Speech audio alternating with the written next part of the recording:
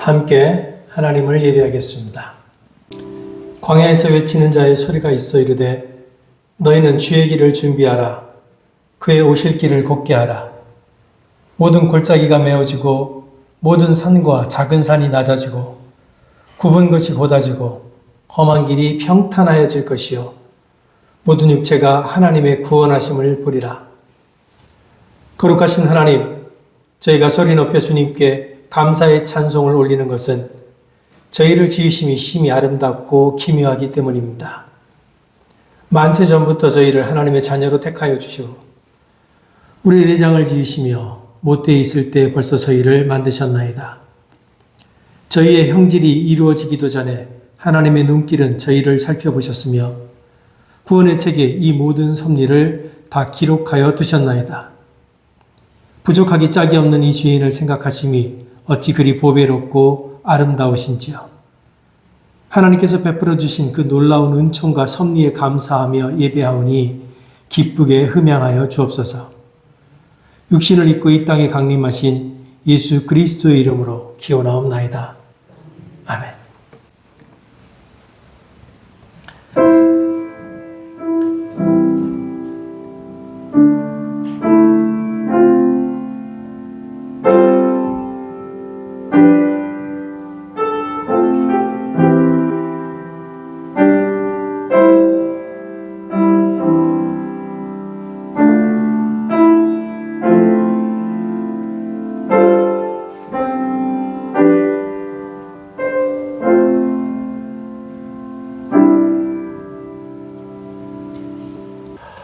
송옥 장로께서 기도하실 때 다 함께 기도하겠습니다. 아버지 하나님, 이 시간 저희를 이곳으로 불러 모아주시고 아버지를 함께 예배하게 하심을 감사합니다. 아버지의 독생자 예수 그리스도를 이 땅에 보내시고 그 예수님을 통해서 우리가 아버지 하나님의 우리를 향한 사랑이 어떠한지 깨닫게 하심을 감사드립니다. 우리는 삶에서 하나님을 고대하고 있지만 우리의 삶에 언제 하나님께서 개입하실지 응답하실지 알지 못합니다. 그 알지 못한다는 사실 때문에 우리는 또한 성급하게 하나님께서 우리를 기억하지 못한다거나 돌보지 않으신다 결론 내릴 때도 많습니다. 저희의 참을성 없음과 성급함을 용서하시고 오히려 하나님께서 우리를 길이 참으시고 인내하심을 깨닫게 하여 주옵소서. 대림의 시간, 하나님께서 우리를 위하여 작정하시고 준비하신 바로 그 시간, 우리로 하여금 온전히 하나님의 인류를 위하여 예배하신 그 시간에 함께 참여할 수 있는 은혜를 허락하여 주시옵소서. 하나님의 인간에 대한 사랑의 기대 그리고 그 소망, 하나님 앞에 본질적으로 죄 지은 존재로 서게 된 우리를 돌아보는 온전한 죄 사함에 돌이킴이 있게 하시고 이를 바탕으로 이 땅에 하나님께서 원하시는 평화를 갈망하게 하시고 우리가 살아가는 시간과 우리가 생활하고 있는 공간 가운데 하나님의 화평을 이루어가게 하여 주시옵소서. 저희 교회를 위하여 기도드립니다. 한 해를 마무리하고 새로운 해를 준비하는 모임을 지난주에 가졌습니다. 저희에게 한 해를 돌아보며 지난해에 이끌어주셨던 많은 일들 그리고 교회를 통해 있었던 많은 만남과 관계를 생각하게 하셨습니다. 돌아볼 때마다 늘 감사를 드립니다. 또한 새로운 해를 맞이하며 하나님께서 우리 교회와 함께 하실 새로운 일들에 대한 소망 또한 가져봅니다. 새로운 시간을 살아가는 새 소망과 하나님을 더욱 알아가며 하나님을 새로이 만나고자 하며 하나님을 아는 지식을 새로이 살아내고자 하는 다짐을 우리 각자가 해봅니다. 하나님을 더욱 사랑하고 주신 공동체를 더욱더 사랑하는 새로운 한 해를 시작하기 원합니다. 미처 다 알지 못한 많은 기도의 제목들을 우리 각자가 이곳에 가지고 왔습니다. 은밀히 보시고 들으시는 하나님, 가장 좋은 때 주님의 방법으로 이루어 주시기를 소망합니다. 이 시간 말씀을 전하시는 목사님을 통하여 우리에게 주시는 말씀의 깊은 뜻을 잘 받게 하시고 또 일상으로 돌아갔을 때에도 잊지 않고 받은 말씀을 살아내도록 다짐하는 마음을 주님께서 인도하여 주시옵소서. 이 모든 말씀 예수님의 이름으로 기도드립니다. 아멘. 이 시간 우리에게 주시는 하나님 말씀, 신약성경 마태복음 6장 10절, 마태복음 7장 21절 말씀입니다. 나라가 임하시오며 뜻이 하늘에서 이루어진 것 같이 땅에서도 이루어지이다. 나더러 주여 주여 하는 자마다 다 천국에 들어갈 것이 아니요 다만 하늘에 계신 내 아버지의 뜻대로 행하는 자라야 들어가리라. 우리는 지금 하루하루를 살아가는데 우리가 살아가는 그 하루하루에는 계속해서 땅이 무너지는 소리가 들려지고 있습니다.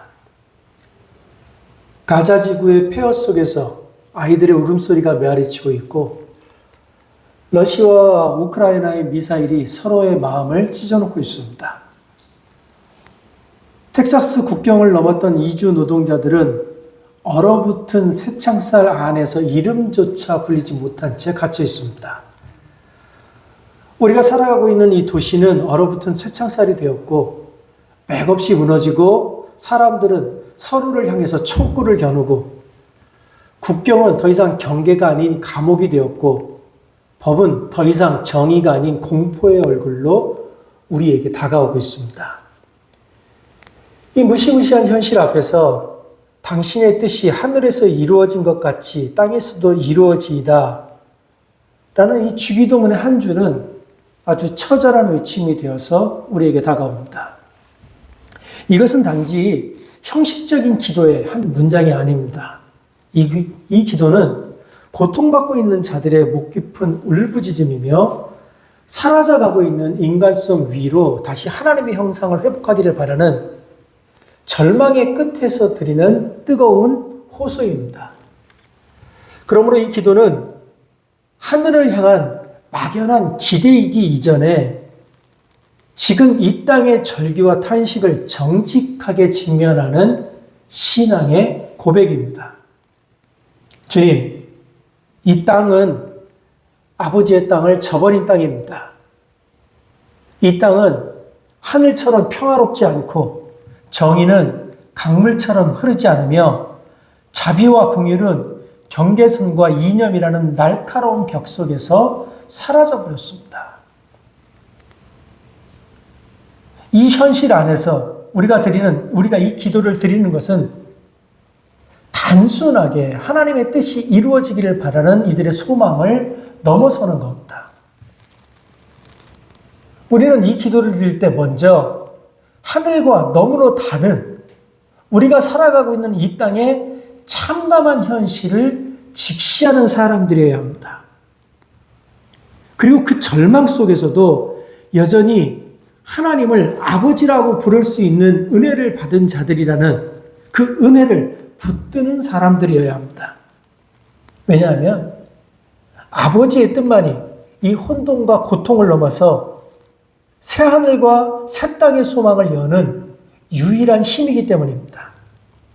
우리는 지금 하나님의 뜻이 철저히 왜곡되고 있고 처절하게 찢겨나가는 세상 위에 서 있습니다. 지금 우리가 살아가는 이 땅은 하나님의 거룩한 의도가 반영된 거울이 아닙니다. 오히려 그 거울이 산산조각 나서 눈물과 피로 덮여있는 황량한 풍경입니다. 하나님의 뜻은요, 결코 혼란, 악행, 파괴의 모습으로 나타나지 않습니다. 하나님의 뜻은 언제나 성경에 비추어 거룩하고 선하며 생명을 살리는 방향으로 나아갑니다. 그런데 지금 우리가 발을 딛고 서 있는 이 땅은 어떻습니까? 불의가 법의 자리에 앉고 전쟁이 일상이 되었고 이웃을 타자라는 이름 아래 적으로 취급하는 세상이 되었습니다. 이런 세상을 살아가는 우리가 드리는 기도, 당신의 뜻이 이루어지이다. 이 기도는 무슨 의미가 있습니까? 우리가 이 기도를 드리는 이유는 현재 이 땅에 하나님의 뜻이 가려지고 왜곡되고 가로막혀 있기 때문입니다. 그래서 이 기도는 하나님의 뜻이 이루어지이다, 당신의 뜻이 이루어지이다 라고 하는 이 기도는 단지 미래의 희망을 여는, 미래의 희망을 기다리는 수동적인 소원이 아닙니다. 당신의 뜻이 이루어지이다 라고 하는 이 기도는 지금 현재 우리가 처한 우리의 현실을 부정하고 고발하는 단호한 선언이고 기도입니다. 틸리케라고 하는 사람은 1901년도인가 태어났는데요. 이 사람이 태어나서부터 죽을 때까지 함부르크가 제2제 1차 대전 때 연합군의 폭격에 의해서 폐허가 되고 그 폐허가 된 그 폐허 속에서 사람들이 하나님을 향해 하나님은 정말 살아계시냐고 물었을 때 하나님은 정말 살아계시냐고 묻는 독일 국민들을 향해서 이렇게 대답했습니다. 당신이 기도하는 그 순간 당신은 이미 이 죽음의 세계 속에서 생명의 주님을 붙들고 있다는 증거를 드러내는 중입니다. 당신이 하나님께 하나님 당신은 정말 살아있습니까? 라고 기도하는 그 순간 당신은 이미 이 죽음의 세계 속에서 생명의 주님을 붙들고 있다는 증거를 스스로 드러내고 있다는 말입니다. 우리가 이 참혹한 현실 속에서 당신의 뜻이 이루어지이다 라고 하나님의 뜻을 간구하는 것은 그 하나님의 뜻이 지어져 버린 세상에서 감히 거룩한 저항을 시작하는 행위입니다. 우리가 살아가고 있는 이 세상은 하나님의 원래 의도가 지어진, 그러나 하나님의 원래 의도가 지워졌지만 회복이 가능한 무너진 정원입니다. 그래서 당신의 뜻이 이루어지이다 라는 이 기도는 무너졌지만 회복이 가능한 그 무너진 정원을 회복을 향한 첫 번째 발걸음입니다. 우리는 하나님의 뜻이 온전히 이루어지는 그 날을 기다리면서 동시에 지금 이곳에서 하나님의 뜻이 사라졌음을 고백하는 사람들입니다. 지금 내가 서 있는 이 자리에 하나님의 뜻이 사라졌기 때문에 우리는 아주 간절하게 당신의 뜻이 이루어지이다 라고 기도할 수밖에 없는 겁니다. 그리고 그 기도의 여정 속에서 우리는 하나님의 뜻이 가장 강력하게 이루어지지 않는 곳은 멀리 있는 전쟁터나 법정이 아니라 내 마음 한가운데라고 하는 것을 깨달아야 합니다. 우리 속에는 불평, 두려움, 탐욕, 원망, 그리고 미움이 가득 차 있습니다. 우리는 그 불평, 두려움, 탐욕, 원망, 그리고 미움으로 가득한 내 스스로의 의지를 지키기 위해서 늘상 하나님을 문 밖에 세워둡니다. 이로 인해서 내 안에 하나님의 뜻은 아주 작아지고 내 뜻은 점점 더 강성해져 갑니다. 그러나 주님께서 우리에게 가르쳐 주신 이 기도는 우리 안에 근본 질서부터 바로잡습니다. 당신의 뜻이 이루어지이다. 하나님의 뜻이 내 삶의 중심이 되고 내 뜻은 바닥으로 내려놓는 것. 그것이 바로 우리의 기도가 시작되는 장소입니다. 그것이 바로 우리의 기도가, 우리의 진정한 기도가 시작되는 자리이면서 동시에 하늘의 뜻이, 하나님의 뜻이 비로소 땅에 스며들기 시작하는 통로이기도 합니다. 예수님께서 제자들과 길을 가시다 피곤한 몸을 잠시 쉬시기에 앉고 야곱의 우물가 근처에 앉았습니다.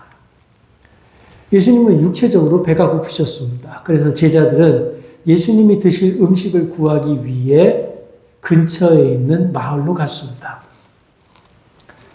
제자들이 도시로 가서 음식을 구해오는 그 짧은 시간 동안에 예수님은 그곳에 온 물을 기르러 온 사마리아 여인과 대화를 나눴습니다.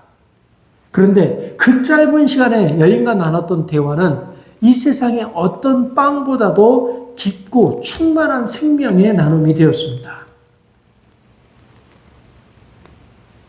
제자들이 빵을 구해 돌아온 후 주님께 이렇게 말했습니다. 라비어 잡수소서. 그런데 예수님께서 전혀 뜬금을 말씀하십니다. 나의 양식은 아버지의 뜻을 행하는 것이다. 예수님께는 육체의 허기보다 더 깊은 굶주림이 있었습니다. 예수님께서는 이 세상을 회복시키려는 하나님의 뜻에 자신을 온전히 드리는 헌신, 그 갈망이 있었습니다. 그것이 주님의 식탁이었고, 그것이 주님의 만족이었고, 그것이 주님의 기쁨이었습니다. 예수님은 단순하게 하나님의 뜻을 행하는 것에서만 진정한 만족을 찾으셨습니다. 명령이 내려졌기 때문에 그것을 단순히 행하는 것이 아니라 그 하나님의 뜻과 본질적으로 일치하는 마음을 가지고 계셨던 겁니다. 그래서 예수님에게 있어서 하나님의 뜻은 의무가 아니라 본성이었습니다. 그분은 하기 싫은데 억지로 순종한 것이 아니라 마치 목마른 사슴이 물가를 찾아서 헤매듯이, 마치 배고픈 자가 빵을 찾아서 헤매이듯이 자연스럽고도 간절하게 아버지의 뜻을 쫓았습니다. 예수님의 순종은 겟셋마네 동산의 밤에서 처음 시작된 것이 아닙니다. 예수님은 매 순간 언제나 아버지의 뜻 안에 서 있었습니다. 하나님의 뜻은 예수님께 공기였고 호흡이었으며 그분의 사랑 그 자체였습니다. 그래서 예수님은 우리와 본성적으로 다른 존재입니다. 우리는 자주 하나님의 뜻을 추가적인 무엇인가로 여깁니다. 우리는 아주 자주 내 생활이 안정되고 여유가 생기면 그 뜻을 따르겠다라고 고백합니다. 그래서 우리에게 있어서 하나님의 뜻은 종종 우리의 일정 중에 나중으로 미뤄진 계획입니다. 그런 우리를 향해 주님은 이렇게 말씀하십니다. 하나님의 뜻이 내 양식이다. 예수님께서 하나님의 뜻이 내 양식이라고 하신 것은 우리에게도 예수님과 동일한 정체성이 주어졌다는 선언을 하는 겁니다. 예수님의 말씀에 따르면 제자들 역시, 이곳에 앉아서 예배드리는 우리들 역시 하나님의 뜻을 우리 삶의 중심에 둘 때만 온전해질 수 있습니다. 그래서 우리 물어봐야 됩니다. 우린 지금 무엇을 중심으로 살고 있습니까? 무엇이 우리의 양식이 되고 있습니까? 사람의 칭찬입니까? 세상의 인정입니까? 안정이고 성공이고 혹은 여러분들이 스스로 세워놓은 여러분 인생의 계획입니까? 하나님의 뜻이 우리의 양식이 되지 않는 한 우리는 결코 참된 만족을 누릴 수 없습니다. 아무리 많은 것을 소유하고 세상적인 성공을 거두어도 그분의 뜻이 우리 안에 존재하지 않는다면 우리의 삶은 한없이 공허로울 뿐입니다. 광야에서 그 단맛 없는 만나를 끊임없이 삼키면서도 그곳에 함께 하시는 하나님의 임재를 보지 못한다면 우리의 영혼은 늘 한결같이 메마름에 시달릴 수밖에 없습니다. 예수님께서 우리에게 보여주신 삶은 우리가 오직 아버지의 뜻을 쫓아 살 때만 사람이 진정으로 살아있다는 것을 증언한다는 것이었습니다. 아버지의 뜻, 하나님의 뜻은 그분의 유일한 길이었고 그 길은 곧 십자가를 향한 걸음이었습니다. 그러므로 주님께서 우리에게 당신의 뜻이 이루어지이다라고 기도하라고 가르치신 것은 우리에게 우리 삶의 모든 계획을 무조건 포기하라는 명령이 아닙니다. 그 말씀은 우리에게 주어진 진짜 생명의 자리로 들어서라는 아주 뜨거운 초대입니다. 그분이 먼저 걸으셨던 그 길, 그분이 먼저 맛보셨던 순종의 양식, 이젠 우리도 역시 그 길을 따르도록 부름받는 주님께서 부르시고 있는 그 생명의 길입니다. 주님이 겟세마네에 계실 때 그 밤은 조용했습니다. 하지만 그 어두움은 고요하지 않았습니다. 겟세마네에 있던 올리브나무 사이로 스며드는 달빛은 한 남자의 얼굴 위에 엎드린 그림자를 드리웠고 그의 이마에서는 땀이 피처럼 흘러내렸습니다. 그 밤 세상은 깊이 잠들었으나 그분은 홀로 깨어서 기도하고 계셨습니다. 내 아버지여, 할 수만 있다면 이 잔을 내게서 지나가게 하옵소서. 그러나 내 뜻대로 마옵시고 아버지의 뜻대로 하옵소서. 이 한 구절 속에 인간의 가장 깊은 절망과 하나님의 깊은 사랑이 서로를 향해 마주 서 있습니다. 이 짧은 기도는 하나님의 뜻을 향한 완전한 복종이 가장 극심한 인간적 고뇌 속에서 어떻게 드러나는지를 보여주는 성경에서 가장 성스러운 순간입니다. 예수는 단순히 두려움 속에서만 떨고 계셨던 것이 아닙니다. 죄 없으신 그분이 온 인류의 죄의 심판을 전적으로 감당해야 될 그 시간의 무게를 온몸으로 느끼고 계셨던 겁니다. 겟세마네의 기도는 인간의 의지와 하나님의 뜻이 아주 격렬하게 부딪히는 자리입니다.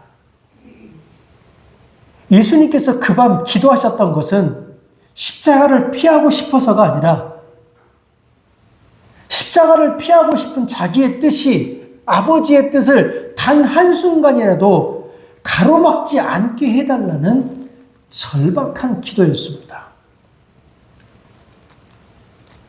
그래서 겟세마네는 단순한 순종의 자리가 아닙니다.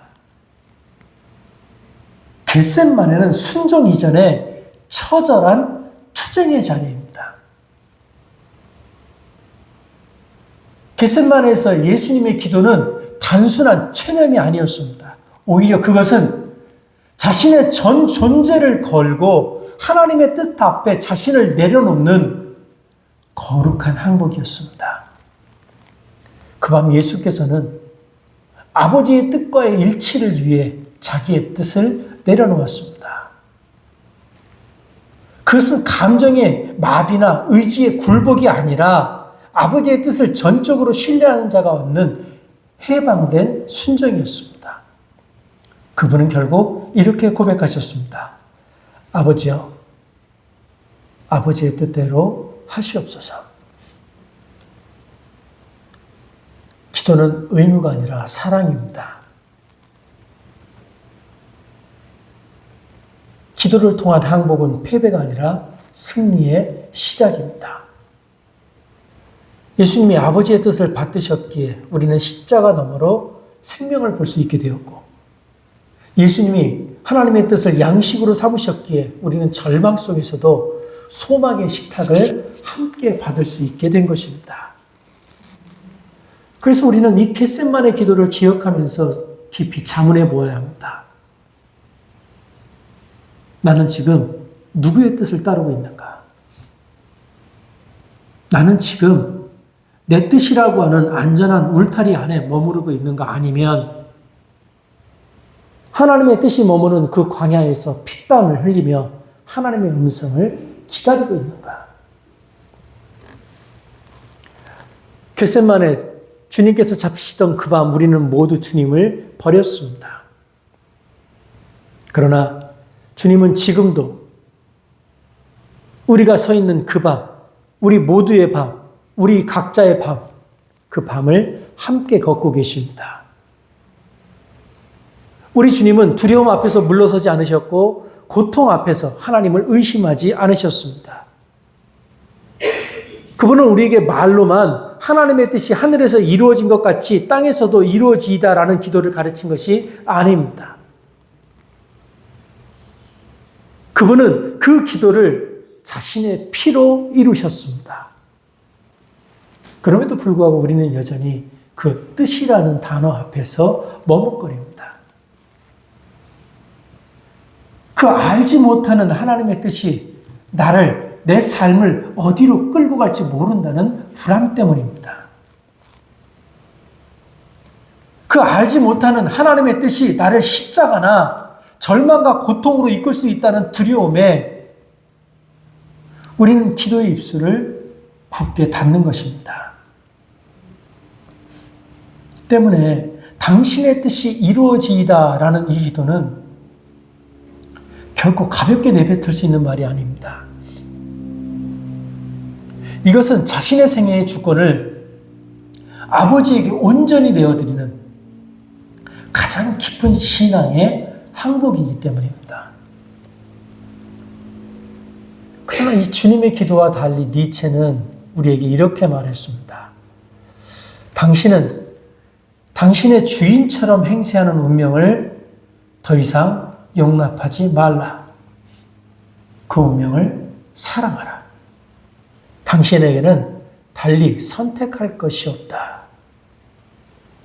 니체는 인간이 자신의 고통스러운 운명마저도 껴안을 수 있어야 진정으로 강인한 존재, 초인이 될 수 있다라고 주장했습니다. 니체는 인간은 신을 믿는 존재가 아니라 고통에 굴복하지 않고 스스로 운명의 주인이 되어야 한다라고 주장했습니다. 그러나 우리가 우리의 운명을 사랑한다고 해서 고통이 끝나지 않으면, 인간이 자기 운명을 껴안는다고 해서 구원을 얻지 못한다면 어떻게 됩니까? 틸리케는 이 니체의 말에 반박하듯 이렇게 말했습니다. 그리스도인은 고통을 껴안는 것이 아니라 고통 속에 임하신 하나님을 껴안는다. 우리의 무너진 삶을 그럴 수밖에 없는 것으로 수용하는 것이 아니라 우리의 무너진 그 삶의 자리에 찾아오신 하나님의 뜻을 통해서 그 뜻을 다시 회복하는 자들, 그 사람들이 바로 우리들입니다. 하나님의 뜻은 단 한 번도 인간의 의지를 압도하거나 파괴하지 않습니다. 오히려 하나님의 뜻은 인간을 회복시키고 하나님의 영광을 위해 가장 깊은 기쁨을 누리게 하는 통로가 됩니다. 하나님의 뜻은 우리의 의지를 꺾는 운명의 채찍이 아니라 우리 한 사람 한 사람이 본래 있어야 할 자리를 회복시키는 하나님의 아버지의 따뜻한 손길입니다. 존 스토트는 그 뜻을 따라 사는 삶을 지속적이고 신실한 자기 포기라고 말했습니다. 세상이 말하는 성공 대신에 예수처럼 낮아지며 섬기고 억울함을 견디고 불완전한 이웃을 용납하며 하나님의 선하심이 나를 통해 드러나기를 구하는 삶, 그것이 하나님의 뜻을 이루는 자의 삶입니다. 하나님의 뜻을 살아낸다는 것은 인생을 운명론적으로 받아들이는 것이 아닙니다. 하나님의 뜻을 받아들인다는 것은, 하나님의 뜻을 살아낸다고 하는 것은 삶의 모든 순간을 하나님의 손에 위탁하는 능동적인 행위입니다. 그 뜻은 오늘 아침 남편과 아내에게 화내기 전에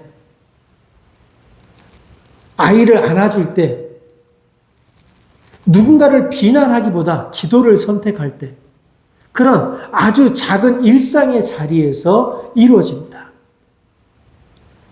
우리가 선택하는 하나님의 뜻은 당장의 전쟁을 막지 못할 수는 있지만 그 전쟁터에서 죽어가는 어떤 한 사람을 살릴 수는 있습니다. 우리가 구하는 하나님의 뜻은 당장 억울한 현실을 바꾸지 못할 수도 있지만 그 억울한 현실 속에서도 원망이 아닌 사랑을 선택할 수 있게 만듭니다. 그리스도인은 자신의 뜻이 산산이 부서지는, 산산이 깨어지는 그 자리에서 비로소 하나님의 뜻이 이루어지는 영적 기적의 사건을 목격하게 됩니다. 우리가 하나님의 뜻을 신뢰하기 시작할 때 그 뜻은 더 이상 우리를 옥죄는 두려움이 아니라 소망의 이름이 됩니다. 그리고 그 하나님의 뜻이 우리 안에서 살아 움직이기 시작할 때 그것은 바로 하늘이 땅을 품는 성스러운 자리가 됩니다. 니체는 스스로의 삶을 밀어붙이며 운명을 사랑하라 했지만 예수께서는 아버지여, 아버지의 뜻이 이루어지이다 라고 기도하셨습니다. 우리는 이 두 길, 스스로 버티며 지켜가는 운명의 철학을 따를 것인지 아니면 아버지께 모든 것을 맡기고 그분의 뜻 안에 머무는 은혜의 길을 걸을 것인지 선택해야 합니다. 우리는 단호하게 고백해야 됩니다. 그분의 뜻은 무거운 짐이 아니라 내 삶을 다시 일으키는 생명의 흐름입니다. 그 뜻을 따라 걷는 길은 좁고 가파르겠지만 그 길 위에서 주의 손과 시선과 사랑이 언제나 함께합니다. 하나님의 뜻이 하늘에서 이루어지고 있다는 사실은 우리의 눈으로는 볼 수 없는 진실이지만 그 하나님의 뜻이 이 땅에서도 이루어질 수 있다는 믿음은 우리의 삶을 기도의 무릎으로 이끌어갑니다. 그 기도는 하늘과 땅을 잇는 영적 다리이며 우리 안의 혼돈을 하나님 앞으로 다시 가져가는 회복의 언어입니다. 하나님의 뜻은 단순히 직업의 선택을 넘어서는 겁니다. 하나님의 뜻은 거룩한 삶, 진리의 순종, 사랑의 실천이라는 구체적인 열매로 나타나야 됩니다. 그 뜻은 신자의 삶 전체를 하나님의 목적에 일치시키는 것이며 그 삶은 평범한 일상 속에서도 구별되어 빛나는 것입니다. 그 하나님의 뜻은 예배당 안에서만이 아니라 여러분의 가정, 여러분의 직장, 여러분이 살아가는 삶의 자리, 사회, 심지어 고통과 죽음의 현장에서도 실현되어야 합니다. 복음은 삶의 모든 영역을 덮는 하나님의 뜻이며 그 뜻을 따르는 교회는 세상 속에서 하나님의 숨결을 품고 사는 사람들입니다. 그러므로 하나님의 뜻이 이루어지이다라는 이 기도는 이 땅을 위한 기도이며 내 자신을 위한 기도이며 교회를 향한 부르심이며 세상을 향한 희망입니다. 그래서 이 기도를 드리는 우리는 세상의 질서와 경쟁과 징후를 따라 사는 사람이 아니라 하나님의 뜻을 믿음으로 살아가는 하늘의 시민들입니다. 그래서 우리는 더딘 정의 속에서도 부서진 관계 속에서도 예배당 문 밖에서도 이 기도를 중단하지 않습니다. 왜냐하면 우리가 이 기도를 드리는 그 순간 하나님의 뜻은 이미 우리를 통하여 땅에서도 온전하게 이루어지고 있기 때문입니다. 그리고 언젠가 우리가 더 이상 기도할 수 없는 그날 하나님은 그 뜻을 우리 위에 온전하게 이루실 것입니다. 그날 우리는 더 이상 뜻을 간구하지 않고 그 뜻 안에서 영원히 거하는 자들이 될 것입니다. 우리는 더 이상 과연 하나님의 뜻이 이 땅에 이루어질 수 있을까라고 묻지 않습니다. 우리는 이제 주여 그 뜻이 우리 안에 이루어지게 하소서라고 고백합니다. 우리는 하나님의 뜻이 때로는 광야처럼 메마르고 겟세마네처럼 위태롭고 골고라처럼 고통스럽다는 것을 압니다. 그러나 동시에 그 뜻은 언제나 부활로 향하는 길이며 영원으로 열리는 문이라는 것도 알고 있습니다. 그래서 우리의 이 기도는 체념이 아닙니다. 그래서 우리의 이 기도는 타협이 아닙니다. 그래서 우리의 이 기도는 패배의 언어가 아닙니다. 오히려 우리의 기도는 하나님께 삶 전체를 맡기는 자유인의 고백이며 세상이 감당할 수 없는 하늘 백성의 찬미입니다. 우리는 이제 분명히 합니다. 예수께서 우리에게 이 기도를 가르치셨을 때 그분은 이미 그 기도를 살아내셨습니다. 예수님은 하나님의 뜻을 이 땅의 가장 깊은 고통 가운데서 자신의 피와 몸으로 이뤄내셨습니다. 그렇기에 우리가 이 기도를 드리는 순간 우리는 더 이상 외로운 존재가 아닙니다.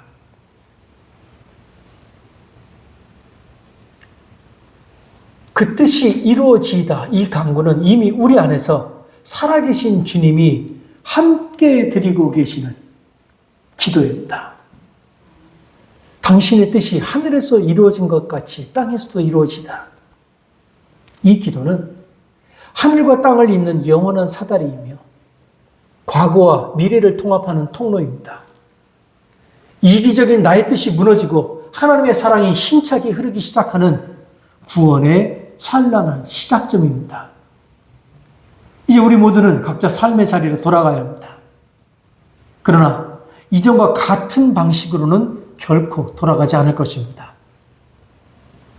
우리는 이 생명의 기도를 가슴에 안고 가정으로, 거리로, 병원으로, 교실로, 농가, 사무실로, 학교로 돌아갈 겁니다. 우리는 우리에게 주어진 그 삶의 한 복판에서 한없이 무너져버린 이 땅 위에서 다시금 이렇게 기도할 겁니다. 주여, 당신의 뜻이 여기에도 임하소서. 기도하겠습니다.